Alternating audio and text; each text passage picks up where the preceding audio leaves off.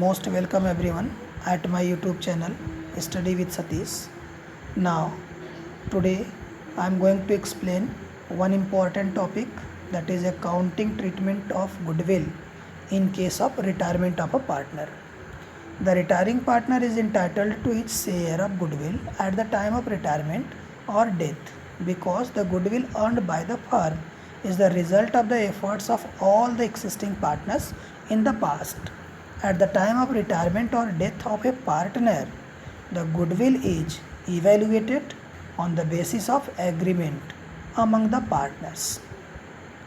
देखो यहाँ पे कहने का मीनिंग ये है कि जब भी पार्टनर्स फर्म से रिटायर होगा, कोई भी अगर एक पार्टनर फर्म से रिटायर हो रहा है तो उस कंडीशन में उस रिटायरिंग पार्टनर का कितना रेशियो, कितना अमाउंट गुडविल में बनता है, क्योंकि रीज़न यहाँ पर यह है कि जो भी गुडविल है फर्म में, that goodwill is the result of hard work made by the existing partners in the past. जो पार्टनर आज के डेट में फर्म से रिटायर हो रहा है वो कल के डेट तक फर्म का एक पार्टनर था, तो जितनी भी फर्म की गुडविल है उसमें उस पार्टनर का भी हिस्सा बनता है. तो जो भी एग्रीमेंट होगा पार्टनर्स के बीच में, उसके हिसाब से उस रिटायरिंग पार्टनर का रेशियो कैलकुलेट किया जाएगा और उस रिटायरिंग पार्टनर को अमाउंट पेड की जाएगी. According to accounting standard 26C, it is given here, accounting standard 26 specifies that goodwill can be recorded in the books when some consideration in money or money's worth has been paid for it.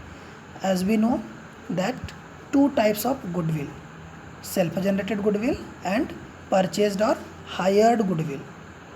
So here only purchased goodwill can be recorded in the books. आप लोग इस चीज़ को अपने mind में set कर लो कि जो भी गुडविल परचेज्ड है, जिस गुडविल के लिए अमाउंट पेड किया गया है, that goodwill only recorded in the books of accounts. The adjustment for goodwill will be made to partners capital accounts. The retiring और deceased partners capital account will be credited with his share of goodwill and continuing partners capital account will be debited in their gaining ratio. यहाँ पर ध्यान रखिएगा, हम लोगों ने जब admission chapter पढ़ा था तो वहाँ पे हम लोगों ने पार्टनर्स कैपिटल अकाउंट बनाया था.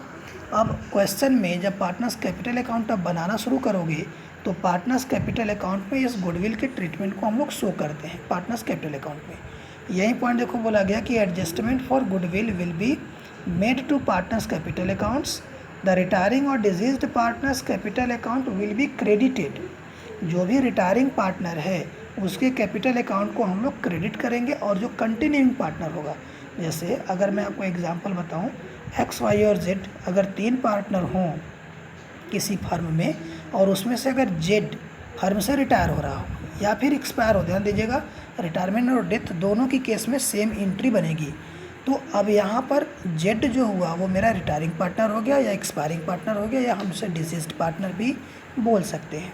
लेकिन जो एक्स और वाई हुआ मेरा वो कंटिन्यूइंग पार्टनर्स या फिर रिमेनिंग पार्टनर्स. तो आप यहाँ पर ध्यान रखिएगा, following journal entry will be recorded in this condition. Continuing partners capital account debit और remaining partners capital account debit. Remember, continuing और remaining partners capital account debit to retiring partners capital account. But remember one point, while you are going to calculate continuing partners capital, then gaining ratio will be implemented. Means continuing or remaining partners capital account debit with gaining ratio to retiring partners capital account with his share of goodwill. देखो आपके easiness के लिए, आपके आसानी से समझने के लिए एक एग्जांपल आपको यहाँ पर दिया गया है. Now you see this example and try to solve some questions based on this example. Suppose that P, Q and R are equal partners in a firm. ध्यान दीजिएगा, इक्वल वर्ड है, इसका मतलब 1:1:1 का रेशियो बनेगा. ठीक है. R retires and the goodwill of the firm is valued at rupees 3,60,000. No goodwill account appears as at in the books of the firm. P and Q, देखो P और Q क्या हो गए हमारे, अब ये दोनों हमारे रिमेनिंग पार्टनर्स हो गए या हम बोलें तो कंटिन्यूइंग पार्टनर्स हो गए, क्योंकि आर के फर्म से निकलने के बाद, रिटायर होने के बाद 2 पार्टनर बचे, P and Q. Agree to share future profits in the ratio of 3:2, pass necessary journal entry.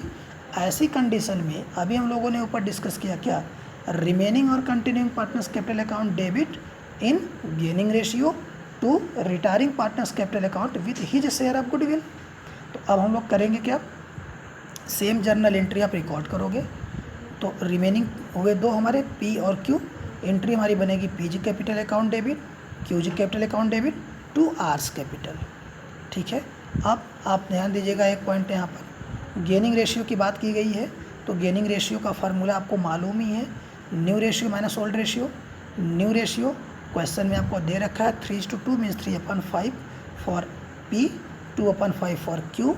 और अगर हम बात करें ओल्ड रेशियो की तो 1:1:1, 1/3, 1/3, 1/3। इस तरीके से हम गेनिंग रेशियो कैलकुलेट करेंगे। और गेनिंग रेशियो कैलकुलेट करोगे तो 4:1 आपका बन रहा है।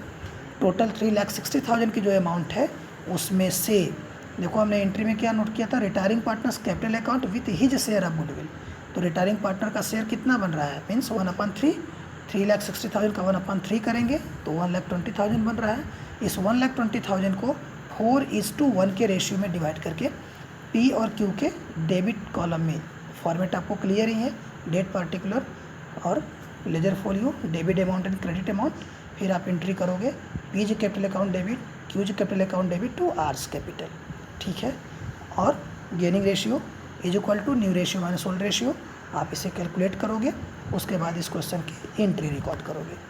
और सेम इसी तरीके से और कई questions now you try to solve for your better understanding.